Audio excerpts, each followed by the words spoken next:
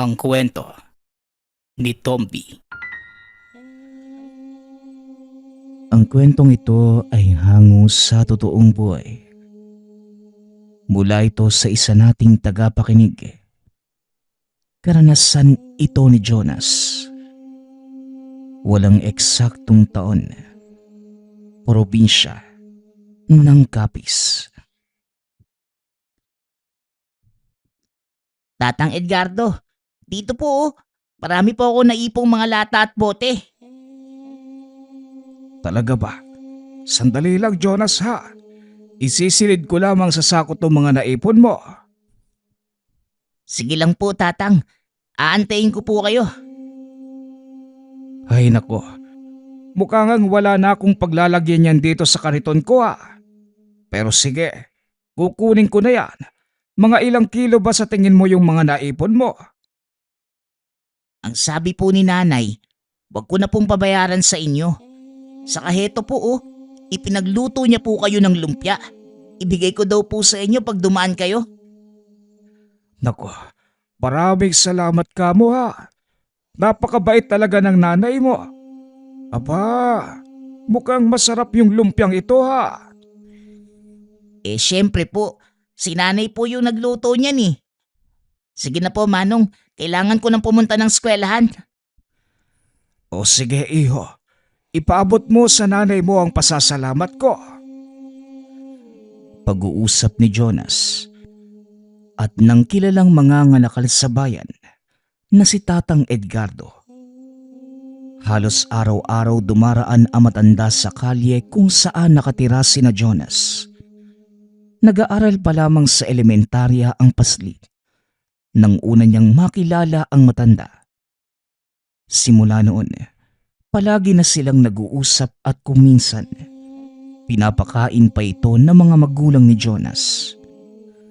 Mabait at napakasipag. Madalas kahit umuulan nakikita pa din nila itong naglalakad sa daan. Tulak-tulak ang sira-sirang kariton.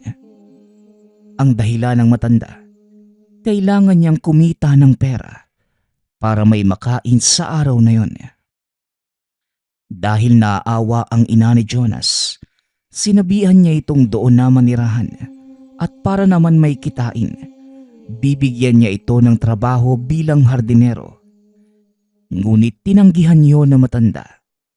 Ayon sa kanya, may dahilan kung bakit mas gugustuhin niyang sa lansangan tumira.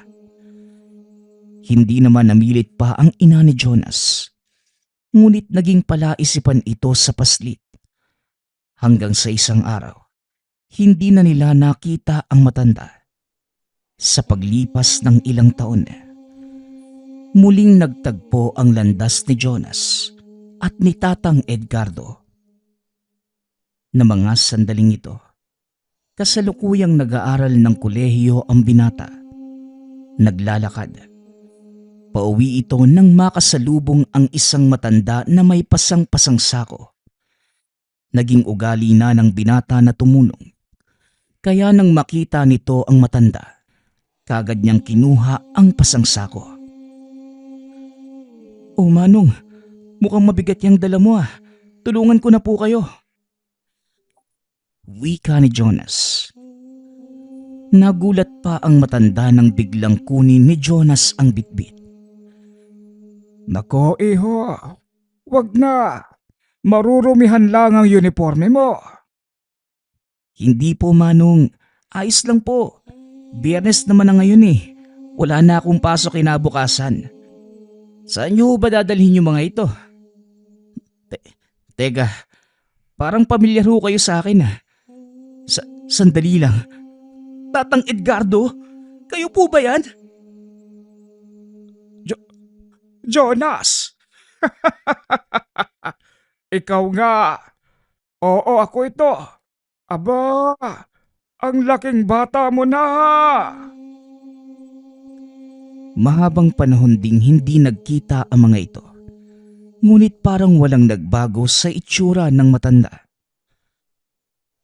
"Tatang Edgardo, parang hindi ho kayo tumatanda no? Saan po ba kayo nagpunta? Ang tagal niyong nawala eh." may kinailangan lang akong gawin. Kayo ng nanay mo, doon pa rin ba kayo nakatira? Inaya ni Jonas sa isang kainan ang matanda upang doon ituloy ang pag-uusap. Ang mabuti pa, kumain po muna tayo. Tanghali na po at medyo nagugutom na ako eh. Ako nga din, Iho. Sige, ikaw ang bahala.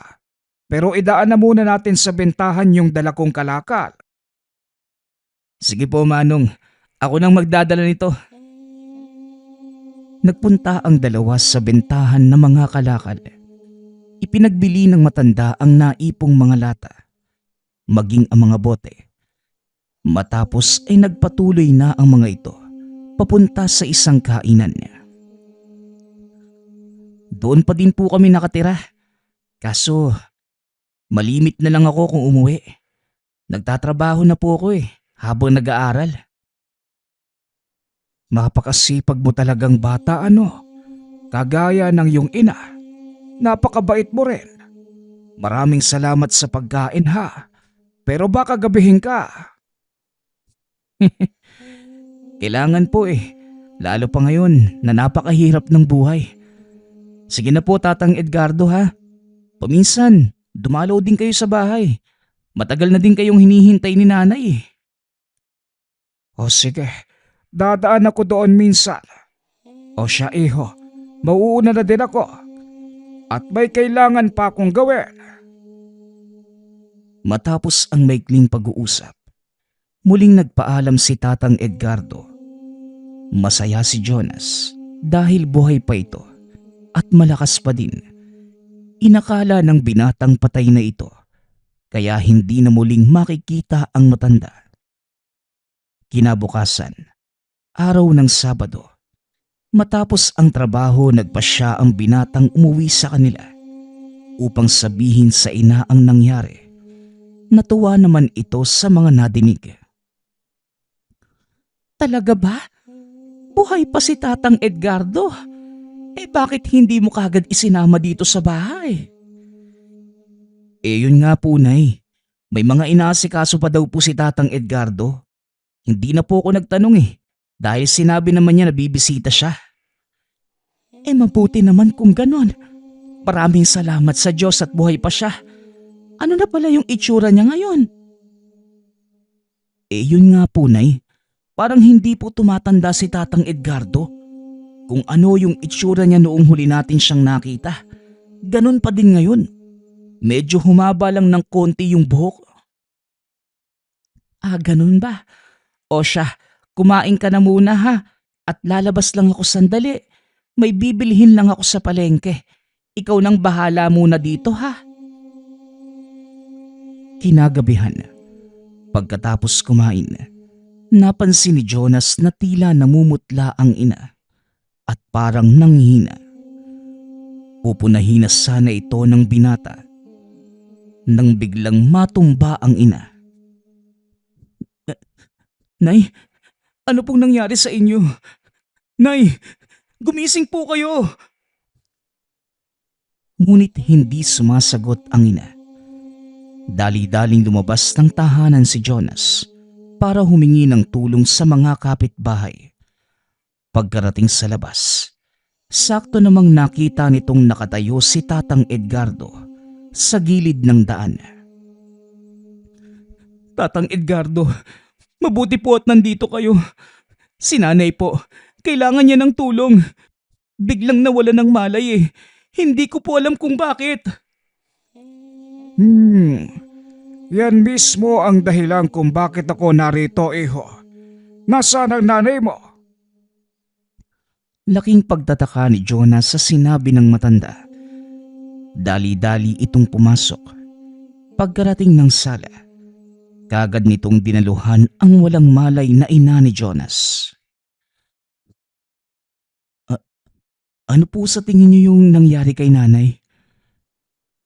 Alam kong hindi ka maniniwala, Jonas. Pero ang nanay mo, may gambala akong nararamdaman sa kanya. Gambala? Parang bati po ba ng engkanto? Parang gano'n na nga. Pero mas matindi ang ginawa sa kanya. Ang totoo niyan, nakita ko siya kanina sa palengke. May nakasagutang babae ang iyong ina. Sa kasamaang palad ang babaeng yon, isang mangkukulam. Paano niyo po nalaman yun, Tatang? Saka ko na ipapaliwanag sa'yo. Kailangan ko ng tubig na may asin. Magdala ka na din ng kandila kung meron. Dali-daling sumunod ang binata. Kumuha ng mga bagay na sinabi ng matanda. Heto na po, Tatang. Bakit? Ano po bang gagawin niyo? Gagamutin ko ang nanay mo. Kailangang makontra ang ginawa ng mangkukulam na yon sa kanya. Kung hindi, maaari niya itong ikamatay. Nagulat si Jonah sa sinabi ng matanda. Hindi nito akalaing gano'n na pala kalala ang lagay ng ina. Bakit naman hukukulamin si nanay? Ano bang ginawa niya? Mamaya natin malalaman, iho. Sa ngayon, hayaan mo muna kung gamutin ang nanay mo. Nagpatuloy ang matanda sa ginagawa. Tahimik namang nanonood si Jonas. Kinuha ang kandila. Sinindihan. Nagsaboy ng asin sa tubig. Pinatak doon ang mga natutunaw na kandila. Maya-maya may lumabas na imahe. Nanlaki ang mga mata ni Jonas. Dahil nakita nito unti-unti ang naging wangis ng tao. Ang mga kandilang pumapatak sa tubig. Teka, sino naman po yung taong yan? Yan ang mangkukulam na gumagambala sa nanay mo. Ngayong alam ko na kung nasaan siya. Kukontrahin ko muna ang ginawa ng babaeng yan bago ko parusahan. Naglabas na mga kagamitan ang matanda. Ang nakaagaw pansin kay Jonas, ang inilabas nitong maliit na itim na kahoy. Tatang Edgardo, ano po ba yung kahoy na yan? Ito ang tinatawag na dignum. Mabisang pangparusa sa mga mangkukulam at elementong nanggagambala sa mga tao. Manood ka, Jonas. Ganito ang nangyayari sa mga nilalang na gumagamit ng kapangyarihan mula sa kaliwa. Kaliwa? Ano naman po yun, Tatang? Mamaya ko na ipapaliwanag sa'yo. Sa ngayon, manood ka na lang muna. Itinuloy nito ang panggagamot. Nag-usal ng mga dasal. Inihip sa palad. Inilapat sa noo ni Aling Lolita. Makailang ulit niya itong ginawa hanggang sa magkamalay ito. Nay, nadidinig niyo po ba ako? Huwag kang maingay. Hindi yan ang nanay mo. Ano pong ibig niyong sabihin, Tatang? Pinapasok ko sa katawan niya ang kaluluwa ng mangkukulam. At para maunawaan mo, manood ka munang mabuti. Inilapat nito ang hawak na dignum sa palad ni Aling Lolita. Nakita ni Jonas na tila nahihirapan ang ina. Teka lang po, ano po bang nangyayari kay nanay? Hindi ang nanay mo ang nahihirapan, iho, kundi ang kaluluwa ng mangkukulam. Nararamdaman niya ang parusang ibinibigay ko. Ikaw, mangkukulam, nadidinig mo ba ako? Sabihin mo kung sino ka. Dumilat si Aling Lolita. Tumitig ng masama kay Tatang Edgardo. Nasaan ako? Anong ginagawa mo sa akin? Magpakita ka. Tanong ko ang sagutin mo. Sino ka? At anong kasalanan sa'yo ng babaeng ito? Magpakita ka sa akin nang malaman mo kung sino ako. Aba, makikipagmatigasan ka. O sige, walang problema. May kung anong kinuha ang matanda sa bulsa. Inilagay naman ito sa kaliwang kamay. Habang nag-uusal ng mga dasal, ilang sandali pa, napasigaw ang nilalang na nakasanib sa katawan ni Aling Lolita. Walang hiya kang matanda ka. Itigil mo yung ginagawa mo. Nakakabingi. Ngunit tuloy-tuloy pa din sa pag-uusal si Tatang Edgardo. Hindi na mapakali ang nakasanib. Sinusubukan itong agawin ang kamay mula sa pagkakahawak na matanda. Ano? Sasagutin mo na ba ako ng maayos?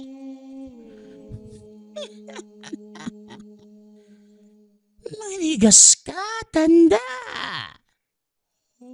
Ganon. O sige, tignan natin kung sino ang maninigas. Ang totoo, binigyan pa kita ng pagkakataon. Kaya kong pagalingin ang biktima mo kahit hindi mo pa alisin ang inilagay mong sakit sa katawan niya. Pero ngayon, kung nakikipagmatigasan ka sa akin, papatayin na lang kita.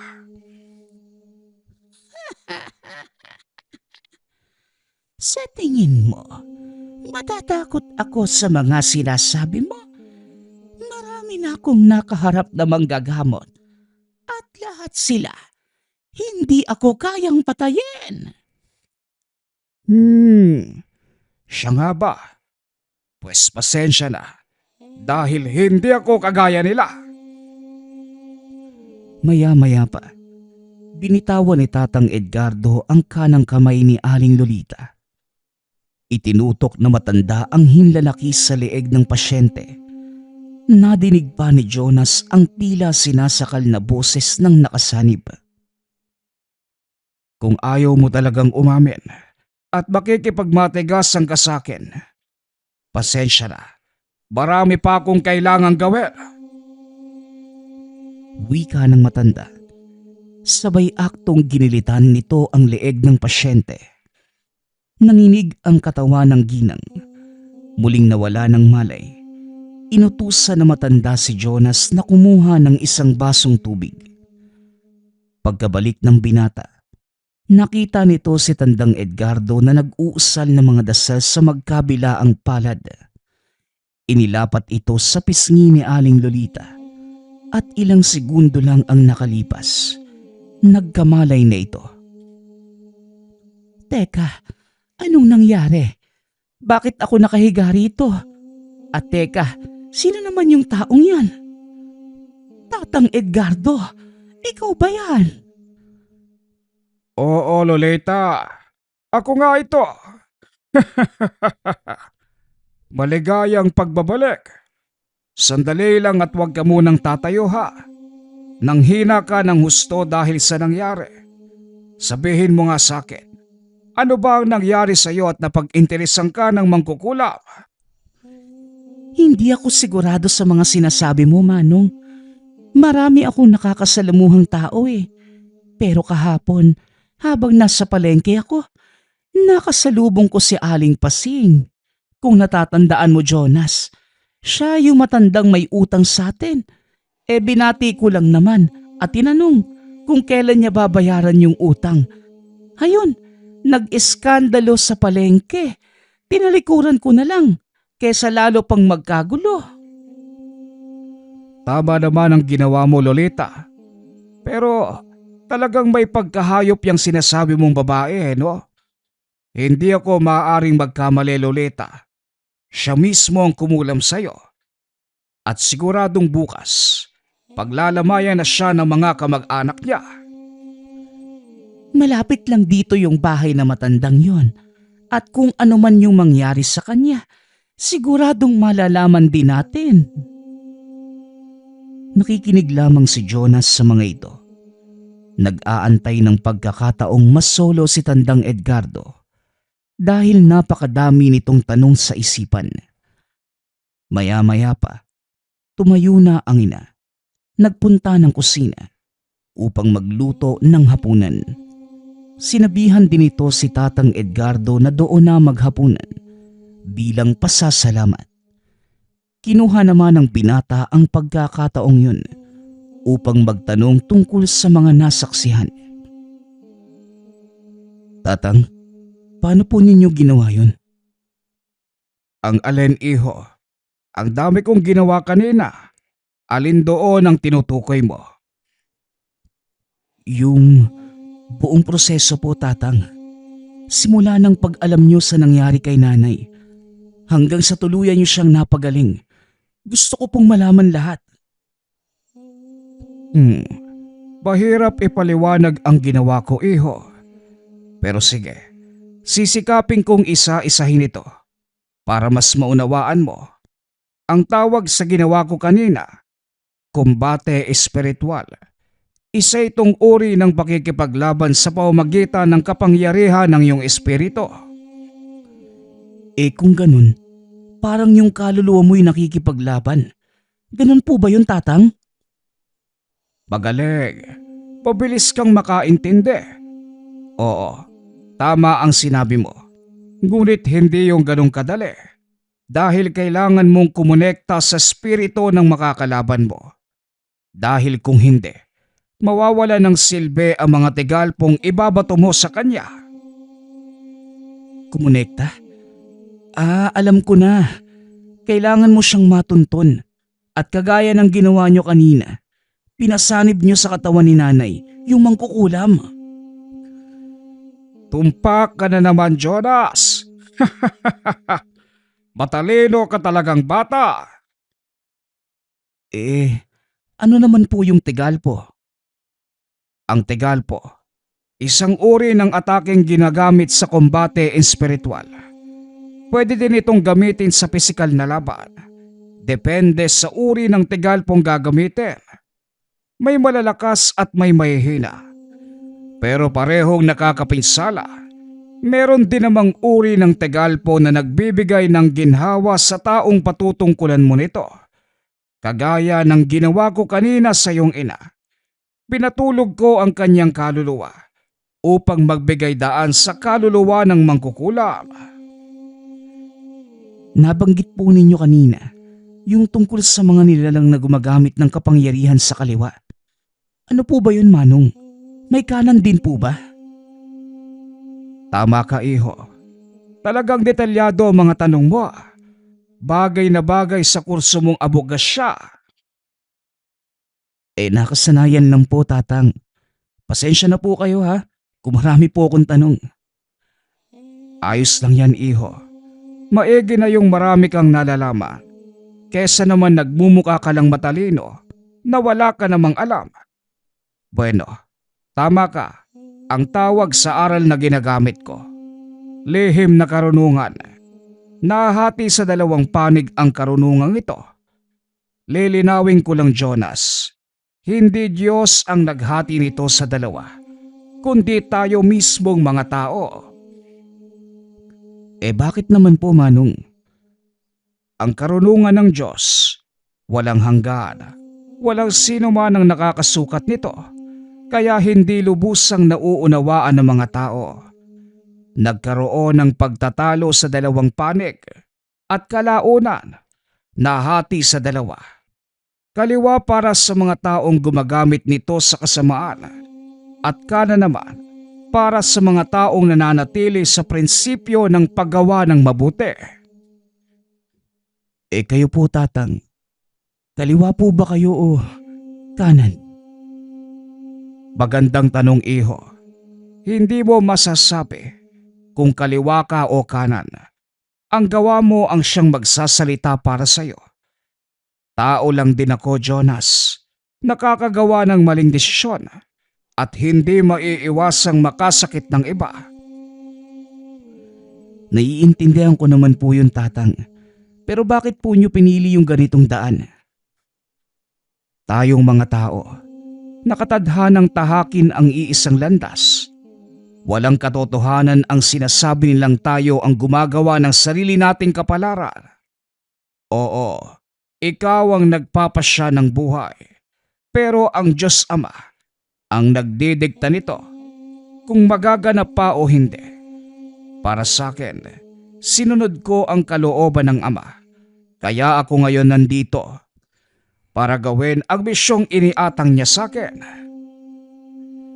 Nagpatuloy pa sa pag-uusap ang dalawa. Napakaraming bagay pa ang pinaliwanag ng matanda hanggang sa nadako sila sa mga gamit ni Tatang Edgardo. Yung dignum po, saan naman po yan ang galing? Ah, ah, ah, ah, ah, ah. Ito ba? Nanggaling ito sa aking maestro. Siya ang nagturo sa akin ng lahat ng nalalaman ko sa lihim na karunungan.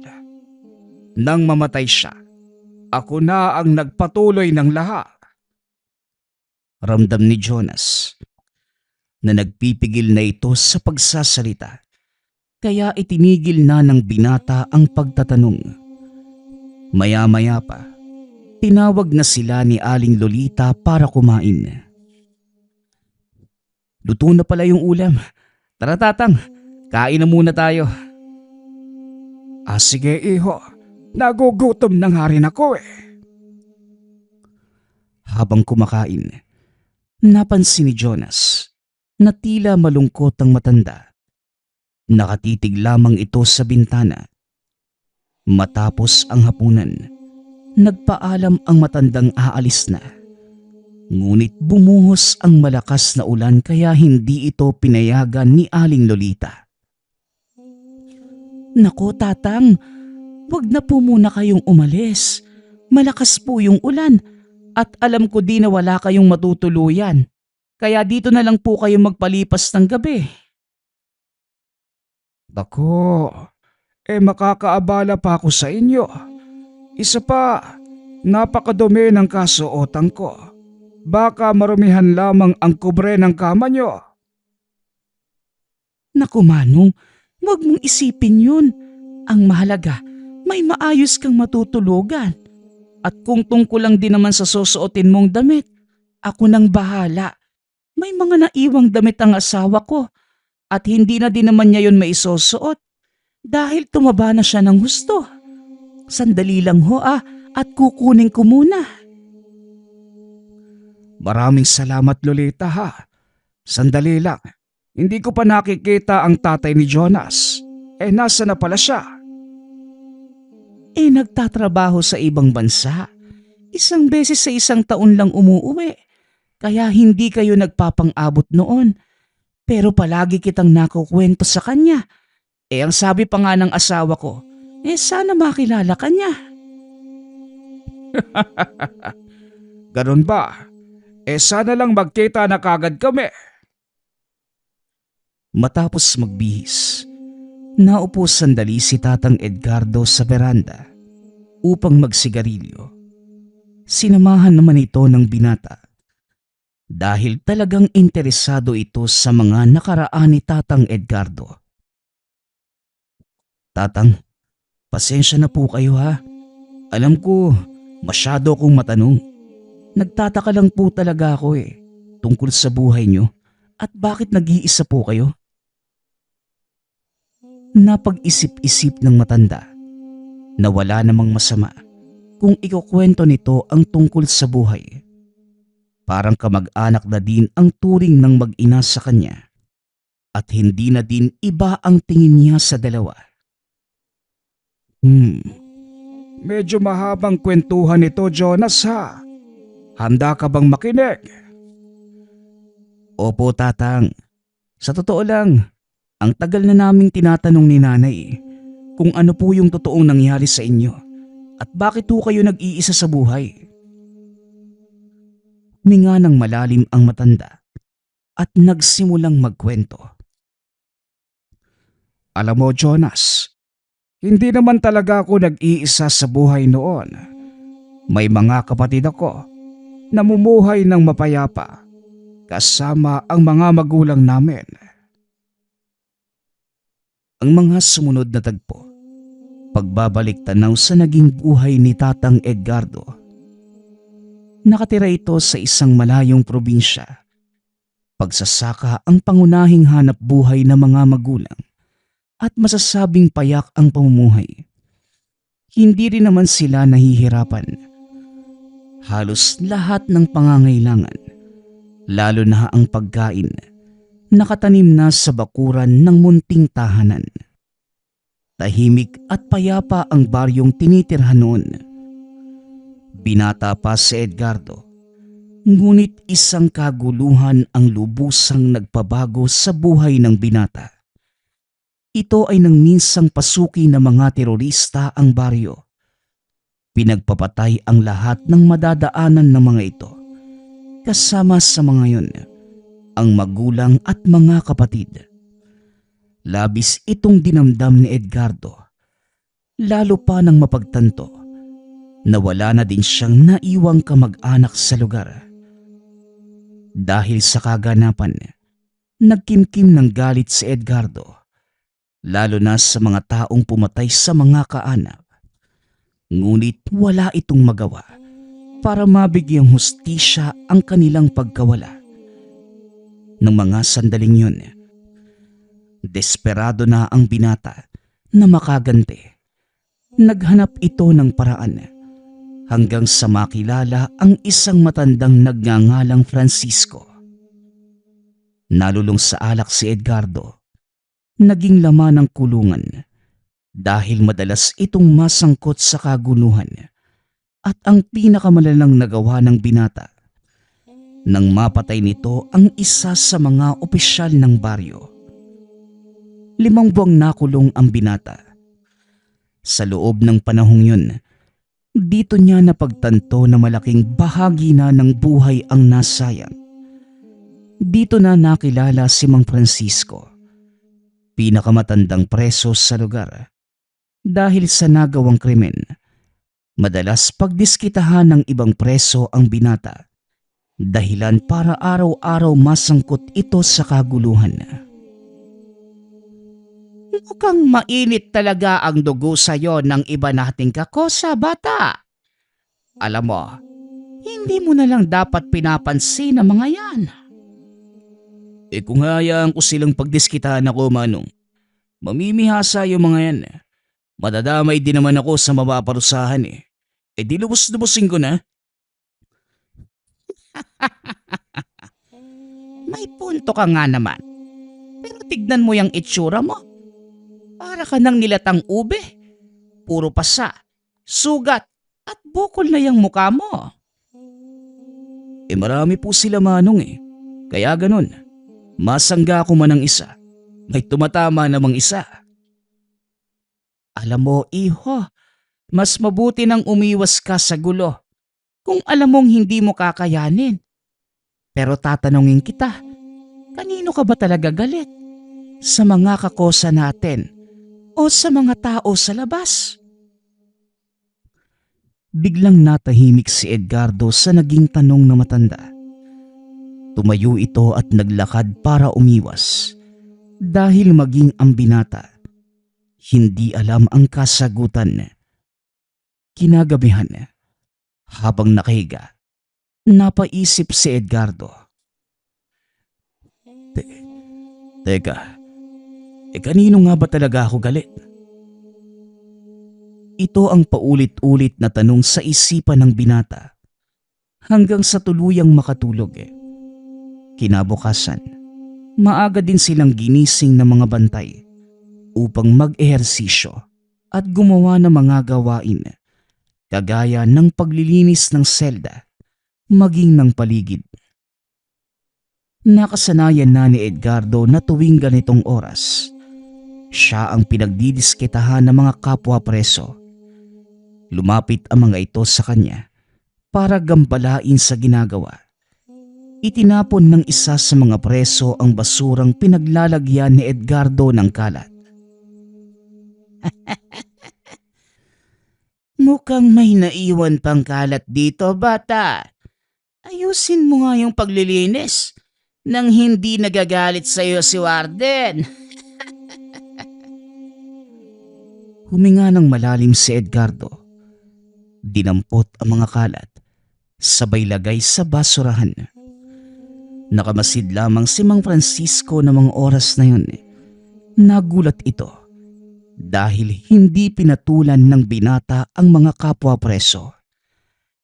Naglakad palayo si Edgardo habang hila ang sako ng basurahan. Inapakan naman ito ng isa pang preso, dahilan para mabitawan ng binata. Napailing na lang si Edgardo, muling bumalik para damputin ang mga nagkalat na basura. Akmang sisipain na sana ito ng isang preso nang biglang sumigaw si Tatang Francisco. Subukan mong galawin ni isang hibla ng buhok ng batang yan. Tignan natin kung saan ka pupulutin. Nilingon ni Edgardo ang matanda. Nakita itong nakaupo sa isang sulok habang may hawak na walis. Oy, si Tatang Francisco. Huwag ka nang makisali sa laro namin. Hindi ka naman namin ginugulo eh. Hindi ko na uulitin ang sinabi ko, Oscar. Tigilan niyo ang binatang yan. Alam mo, tanda, masyado ka nang nagmamatapang eh. Pasalamat ka. Hindi ako pumapatol sa matanda. Ako din naman, Oscar. Ayokong pumatol sa mga taong gamunggo ang utak. Kaso, mukhang mapipilitan na yata ako. May araw ka din, tanda. At ikaw naman, Totoy. Huwag kang harang-harang sa daraanan ko. Kung ayaw mong samain ka.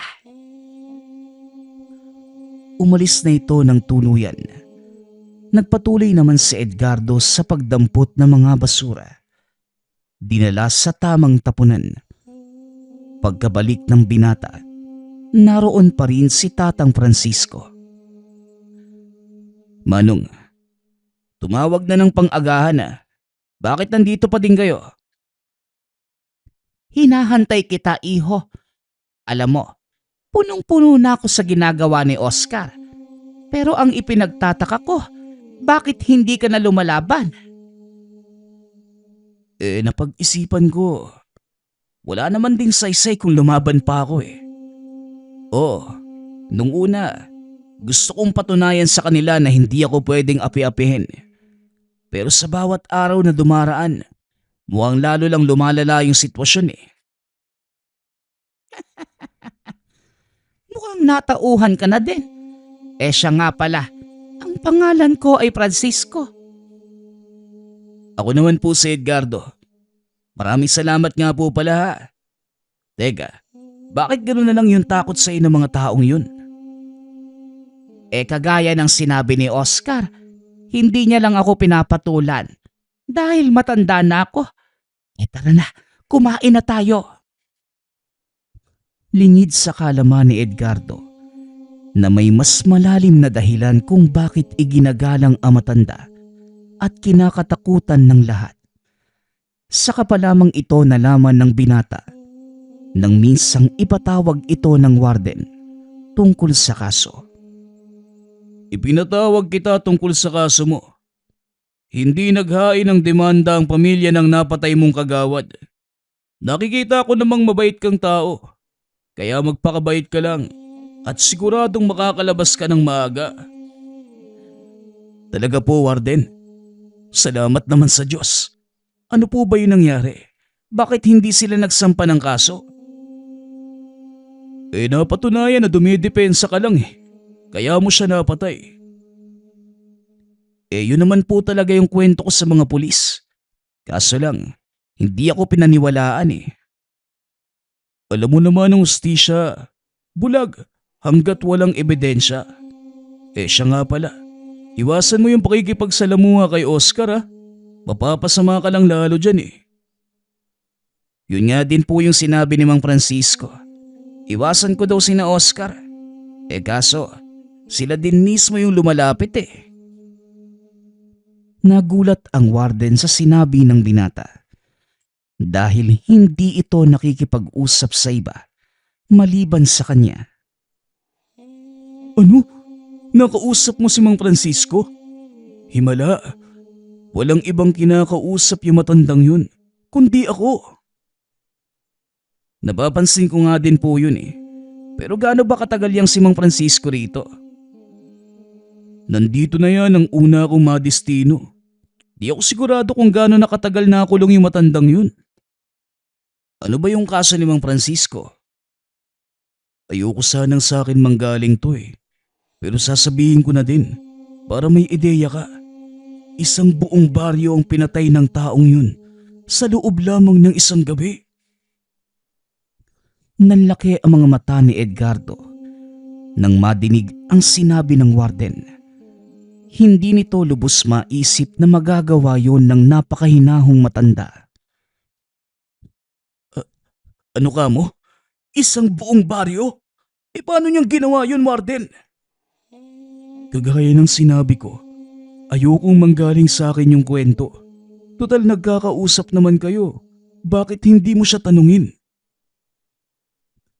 Matapos yun, muling bumalik sa selda si Edgardo. Nilapitan ito ni Mang Francisco upang kausapin. Kumusta naman ang pag-uusap niyo ni Warden? Dinig ko, mapapabilis daw ang paglabas mo rito ha. Mabuti kung ganun, nang hindi masayang ang buhay mo. Oo nga po, Manong eh. Pero may tanong lang ho sana ako sa inyo. Kung ayos lang. Kahit ano, wag lang matematika ha. Mahina ang utak ko doon. Wika ni Mang Francisco. Sabay tawa ng malakas. Ngunit bigla itong nagseryoso. Nang ibato ng binata ang tanong. Ano po ba yung nangyari sa inyo? Ang sabi ni Warden, isang baryo ang pinatay nyo, kaya kayo nakulong. Huminga ng malalim si Tatang Francisco. Tumayo, sabay harap sa pinto ng selda. Inakala ni Edgardo na aalis na ito. Ngunit laking gulat ng binata dahil nagsimulang magkwento ang matanda. Totoo ang sinasabi ni Warden. Isang baryo ng mga aswang ang pinatay ko. Pero syempre, walang maniniwala na mga aswang ang nakatira sa lugar na yon. Kaya heto, nakulong ako ng habang buhay na sistensya. Baryo ng mga aswang? Totoo po ba yung mga yun? Kung ako ang tatanungin mo, sasabihin ko sa iyong totoo sila. Ang malaking tanong, maniniwala ka ba? Ang totoo, medyo duda ako eh. Pero kung nandito ka dahil doon, siguro nga, totoo ang mga sinasabi mo. Ang mundo sa labas ng kulungan, Edgardo, hindi lang pinamumuhayan ng mga taong kagaya natin. May ibang nilalang na nagtatago sa dilim at nabubuhay sa pagkain ng laman at dugo ng tao. Sila ang dahilan kung bakit may mga kagaya ko. Ano po ba kayo bago makulong, Manong? Ang tawag sa akin ng mga tao, berdugo ng mga aswang. Maliban doon, isa rin akong albularyo. Lalong naging interesado ang binata sa kwento ng buhay ni Mang Francisco. Hanggang sa hindi namamalayan na unti-unti na siyang tinuturuan ng matanda ng lihim na karunungan. Natutong gumamit ng mga dasal si Edgardo hanggang sa naperpekto niya ang mga ito. Pagdating sa mga dasal at orasyon, wala na akong maituturo sa iyo. Ikaw na ang bahalang tumuklas ng bisa ng mga yan. Pero magagawa mo lamang ito pag nakalaya ka na. Manggamot ka, Edgardo. Sa paraang yun, makakatulong ka sa iyong kapwa at mas mapapalapit sa Panginoon. Tandaan mo palagi ang mga bilin ko sa iyo. Wika ni Mang Francisco. Lingid sa kalaman ng binata na ang pag-uusap na yun ang magiging huling pag-uusap. Kinabukasan, ginising ni Edgardo ang matanda dahil magsisimula na ang ehersisyo sa umaga. Ngunit naramdaman itong hindi na humihinga si Tatang Francisco. Nang hawakan ni Edgardo ang kamay, may nakapatong na kaperasong papel na nagsasabing, "Ipinapamana ko sa iyo ang kakayanan ko at ang mga naiwan kong gamit. Pasensya na kung hindi ko kagad nasabi, pero kasabay ng pagtuturo ko ng kaalaman, ang unti-unting paglipat ng nalalabing lakas at aking kapangyarihan. Kunin mo sa bantay ang mga naiwan kong gamit. Ibigay mo ang sulat na ito at ibibigay din nila sa iyo ang mga yon. Mag-iingat ka sa labas, Edgardo. Pasensya ka na kung hindi ko na masasaksihan ang paglabas mo sa pinto ng kulungang ito. Paalam, kaibigan. Patnubayan ka nawa sa iyong paglalakbay." Ilang buwan ang nakalipas. Matapos mamatay si Tatang Francisco, tuluyang pinalaya si Edgardo. Yun ang nagsimula ng panibagong yugto ng buhay. Sinunod nito ang bilin ni Mang Francisco. Naging manggagamot ang binata. Nagpagala-gala ito sa lansangan hanggang sa napadpad sa lugar nila Jonas. Balik tayo sa kasalukuyan. Yan ang naging kwento ng buhay ko, Jonas. Masalimuot, pero mahalagang aral ang natutunan ko. At yun ay pahalagahan ng buhay. Mahabang panahon ang sinayang ko sa kakahabol sa mga taong pumatay sa aking mga magulang. Ngunit wala ding nangyari. Grabe naman pala yung nangyari sa inyo, Tatang, no? Pero laking pasasalamat ko po. Nakilala namin kayo ng lubusan. Hindi pa ako pwedeng mamirme sa iisang lugar, Jonas. Hindi pa tapos ang aking misyon. Nauunawaan ko po, Tatang. At isa lang din naman ang kahilingan ko sa inyo eh. Mag-iingat po kayo. At sa oras na matapos po yung misyon nyo, nandito lang po kami nag-aantay sa inyo. Palagi pong bukas yung tahanan namin. Maraming salamat, Jonas. Pasaya ko at nakilala ko ang mababait na taong kagaya nyo. Wala pong anuman, Tatang. Kalooban po ng Diyos na makilala namin kayo. Dahil alam ko pong may matinding dahilan ng may lika kung bakit kanya dinala sa buhay namin. Napangiti ang matanda. Sa kabila ng pagkawala ng pamilya, nakatagpo naman ito ng mga taong handang tumanggap sa kanya sa kabila ng malagim na nakaraan. Kinabukasan, nagpaalam na itong magpapatuloy sa paglalakad upang mangalakal. Inakala din ng mag-inang tapos na ang nangyari kay Aling Lolita. Lingid sa kalaman ng mga ito na may mas malaking gulong na kaugnay sa pangyayaring yun. Nang mga sumunod na araw, isang lalaki ang dumaan sa bakuran. Kasalukuyang nagwawali si Aling Lolita. Habang si Jonas naman naghahanda ng pumasok, nakita ng binatang nakipag-usap ang ina sa lalaki. Laking gulat ni Jonas nang biglang hablutin ng hindi inaasahang panauhin si Aling Lolita. Hahabulin pa sana ito ng binata, ngunit may isa pang lalaking humarang sa kanya. "Huwag mo nang tangkaying sumunod kung ayaw mong pati ikaw mapahamak." Hindi makagalaw si Jonas na mga sandaling yun. Maging ang sumigaw, hindi niya magawa. Bigla na lang nawala ng ulirat nang tuluyan ng makalayo ang lalaki. Nagising na lamang itong nasa loob na ng tahanan. Nakaupo sa tabi niya si Tatang Edgardo. Mabuti naman at nagising ka na. Anong nangyari? Nasaan ang nanay mo? Marahang tumayo si Jonas. Ikwinento sa matanda ang mga nangyari. "Kinuha nila si nanay. Hindi ko kilala yung mga taong yun eh. Hindi ko din alam kung saan nila dadalhin si nanay. Manong, Tulungan niyo po ako. Huminahon ka, Jonas. Yon ang gagawin natin. Kailangan mong ipahinga ang katawan mo. Malakas na tigal po ang tumama sa'yo, kaya ka nawala ng malay. Ako nang bahalang maghanap ng kinaroroonan ng nanay mo. Huwag kang mag-alala. Sisiguraduhin kong mababawi natin ang buhay ng iyong ina. Pero ano po kaya yung dahilan kung bakit nila dinukot si nanay? Siguradong may kaugnayan ito sa mangkukulam na pinatay ko.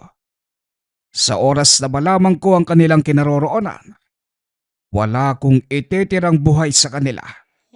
At masasaksihan mo kung paanong pinatay ni Mang Francisco ang isang baryo ng mga aswang. Nakita ni Jonas ang biglaang pagbabago ng reaksyon ng mukha ng matanda. Naging mas mabangis at matatanaw ang galit sa mga mata. Kinahaponan, nagsagawa ng ritual ng pagtatawa si Tatang Edgardo gamit ang damit ni Aling Lolita. Nagawa nila itong matunton, hindi kalayuan mula sa tahanan. Sasama po ako, Tatang. Pakiusap. Walang problema. Basta't huwag ka lang haharang sa daraanan ko at sundin mo ang lahat ng sasabihin ko. Pinuntahan ng mga ito ang lugar. Nakita ang ilang grupo ng kalalakihan. Napapalibutan ng mga ito ang isang tahanan. Kagaya ng inaasahan, nagpakita ka din sa wakas. Ngayon, pagbabayaran mo ang pagkamatay ng kapatid namin.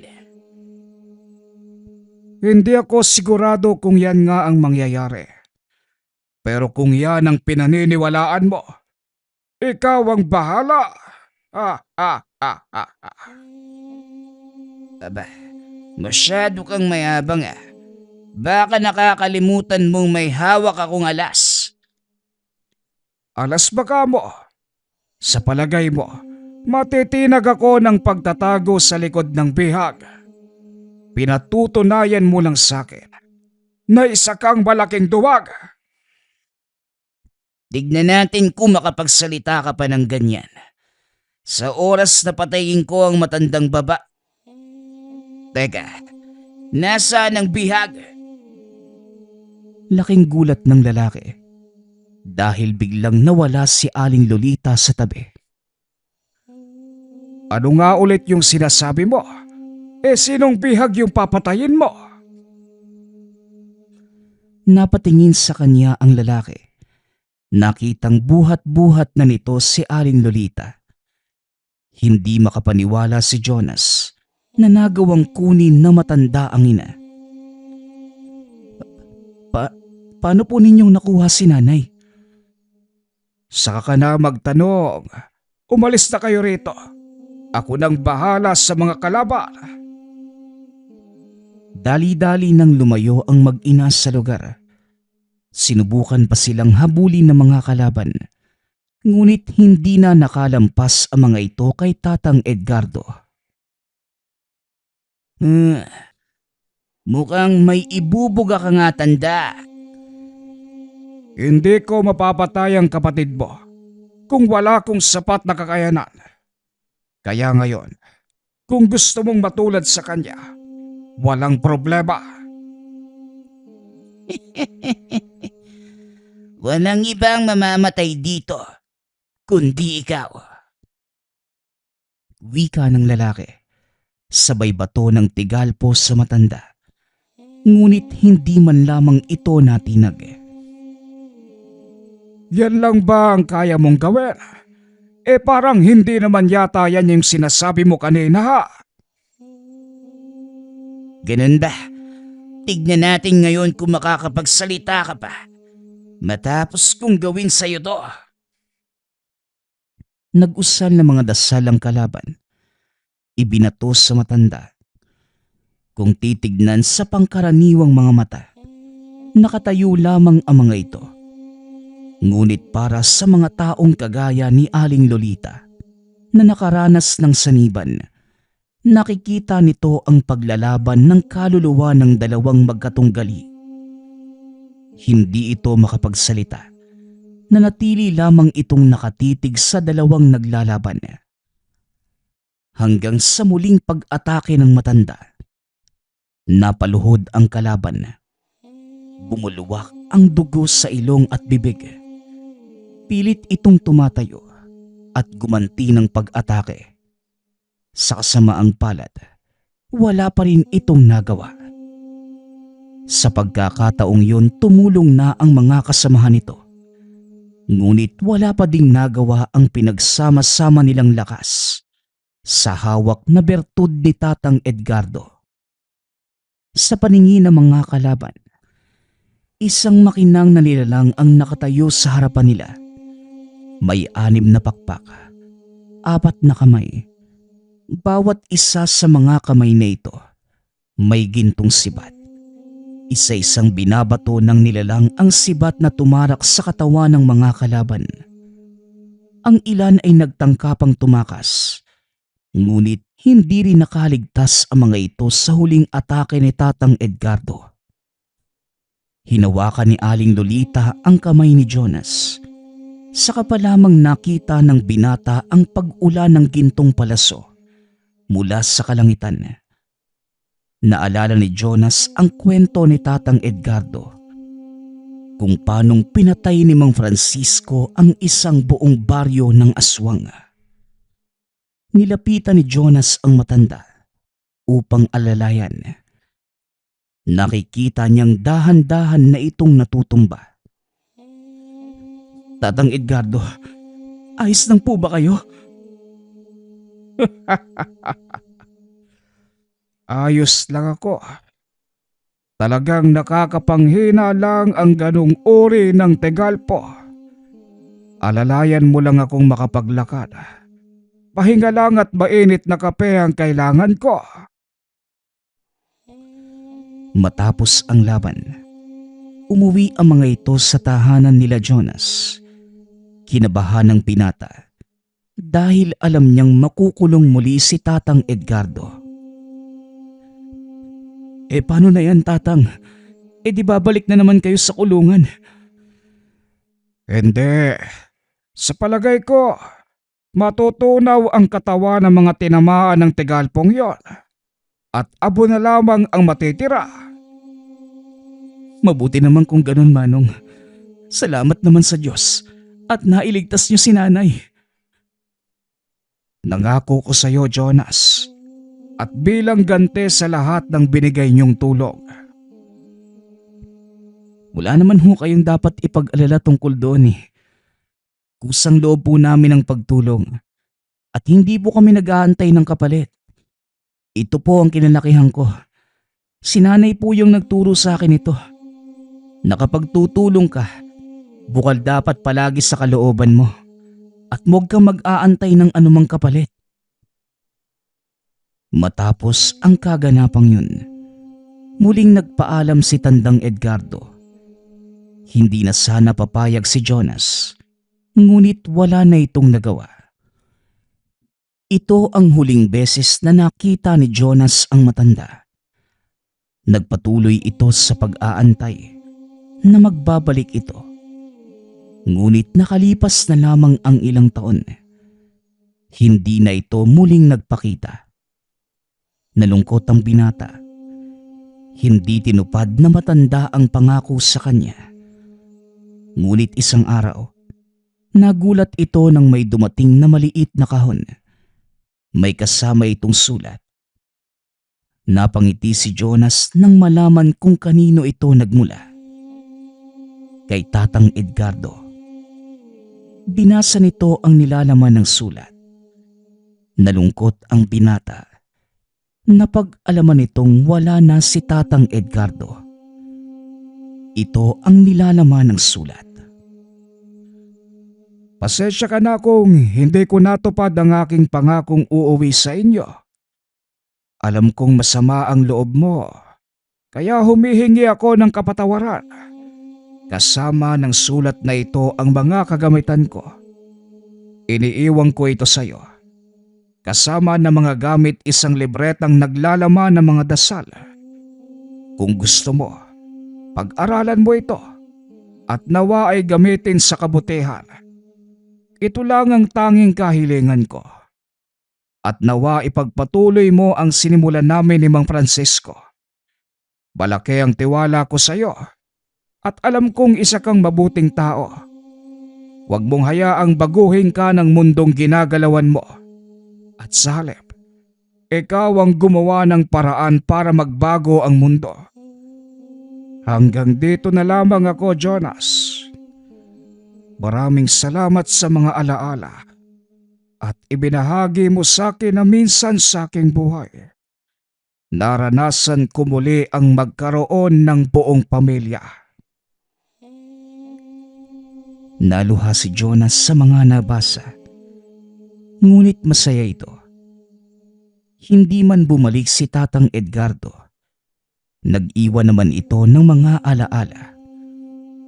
Mahalagang bagay na maaaring magamit ni Jonas sa pagtulong sa kapwa at para maituloy ang sinimulan ni Tatang Edgardo. Nagpapasalamat nga pala ako sa lahat ng sumusuporta sa ating channel. Nawa ay patuloy niyong suportahan at pakinggan ang ating mga kwento. Hanggang sa muling pakikinig. Paalam.